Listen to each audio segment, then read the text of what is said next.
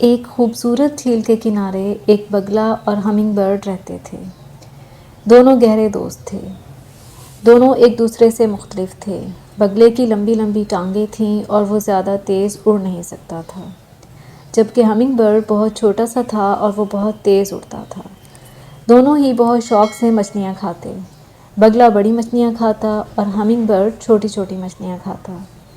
ایک دن humming bird نے بگلے سے کہا، دوست، ہماری جھیل میں مچھلیاں کم رہ گئی ہیں۔ ہم دونوں اڑنے کا مقابلہ کرتے ہیں۔ ہم میں سے جو پہلے جنگل میں موجود شاہ بلوط کے بڑے درخت تک پہنچے گا وہ مقابلہ جیت جائے گا اور جھیل کی تمام مچھلیاں اس کی ہوں گی، اور جو مقابلہ ہار جائے گا وہ پھر جھیل میں سے کبھی مچھلی نہیں کھائے گا۔ ہمنگ برڈ کا خیال تھا بگلا کبھی بھی یہ مقابلہ نہیں جیت سکے گا۔ بگلے کو بھی اندازہ تھا کہ ہمنگ برڈ ہی یہ مقابلہ جیتے گا، لیکن اس نے اپنے دوست کو انکار نہیں کیا اور مقابلے کی حامی بھر لی۔ شاہ بلوط کا درخت بہت فاصلے پر تھا۔ ہمنگ برڈ نے کہا، ہمارے پاس 2 دن کا وقت ہے، دیکھتے ہیں کون پہلے وہاں پہنچے گا۔ بگلے نے کہا، ٹھیک ہے۔ اگلے ہی دن دونوں نے مقابلہ شروع کیا۔ بگلے اور ہمنگ برڈ نے اکٹھے اڑان بھری۔ بگلا آہستہ آہستہ اڑ رہا تھا، جبکہ ہمنگ برڈ تیزی سے جلد ہی آگے نکل گیا۔ کچھ دیر میں ہمنگ برڈ کا دل چاہا رنگ برنگے پھولوں کا رس پی لے۔ اس نے دیکھا بگلا کافی پیچھے ہے۔ وہ نیچے اترا، پھولوں کا رس پیا اور پھر اڑنے لگا۔ اسی طرح ہمنگ برڈ کا جب دل چاہتا وہ پھولوں کے پاس آ جاتا اور پھر دوبارہ اڑنے لگتا۔ دوسری طرف بگلا مسلسل اڑ رہا تھا۔ ہمنگ برڈ نے بگلے سے کہا، بگلے بھائی، تم بھی تیز اڑنے کی کوشش کرو۔ بگلا خاموش رہا۔ ہمنگ برڈ اب بھی اس سے کافی آگے تھا۔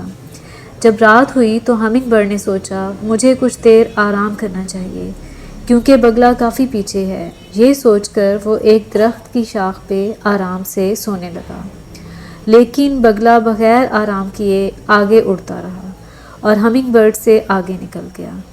ہمنگ برڈ جب سو کر اٹھا تو اس نے دوبارہ اڑنا شروع کیا اور کچھ دیر میں وہ پھر بگلے سے آگے تھا۔ وہ پھر کبھی پھولوں کا رس پیتا، کبھی تتلیوں کے پیچھے اڑتا اور پھر دوبارہ مقابلہ شروع کر دیتا۔ وہ بہت خوش تھا کہ وہ بڑی آسانی سے یہ مقابلہ جیت لے گا، لیکن بگلے نے بھی ہمت نہیں ہاری۔ وہ مسلسل اڑ رہا تھا۔ جب رات ہوئی تو ہمنگ برڈ ایک دفعہ پھر آرام کرنے کے لیے ایک درخت کی شاخ پہ اتر گیا۔ بگلا بہت تھک چکا تھا۔ اس نے سوچا وہ بھی تھوڑا آرام کر لے، لیکن اسی وقت اس نے محسوس کیا کہ ہوا میں کچھ تیزی آ رہی ہے۔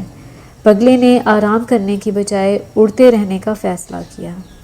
وہ پوری رات اڑتا رہا اور اڑتے اڑتے اس نے دور سے شاہ بلوط کے درخت کو دیکھا۔ بگلے کی خوشی کی انتہا نہ تھی، لیکن ہوا میں اب کافی تیزی آ چکی تھی۔ بگلا ہوا کا مقابلہ کرتے ہوئے آگے بڑھنے لگا۔ ہمنگ برڈ جب سو کر اٹھا تو اس نے سوچا وہ کچھ ہی دیر میں شاہ بلوط کے درخت تک پہنچ جائے گا، کیونکہ وہ زیادہ دور نہیں تھا۔ لیکن ابھی وہ کچھ ہی آگے بڑھا تھا کہ ہوا کی رفتار بہت تیز ہو گئی۔ وہ آگے بڑھنے کی کوشش کرتا، لیکن ہوا اسے پیچھے کی طرف دھکیل دیتی۔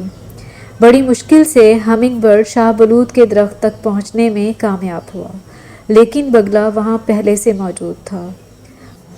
ہمنگ برڈ اسے دیکھ کر حیران ہو گیا۔ بگلا یہ مقابلہ جیت چکا تھا۔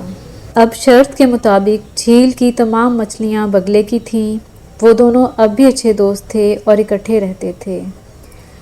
کہتے ہیں اس دن کے بعد سے بگلا صرف مچھلیاں کھاتا ہے اور ہمنگ برڈ پھولوں کا رس پیتا ہے۔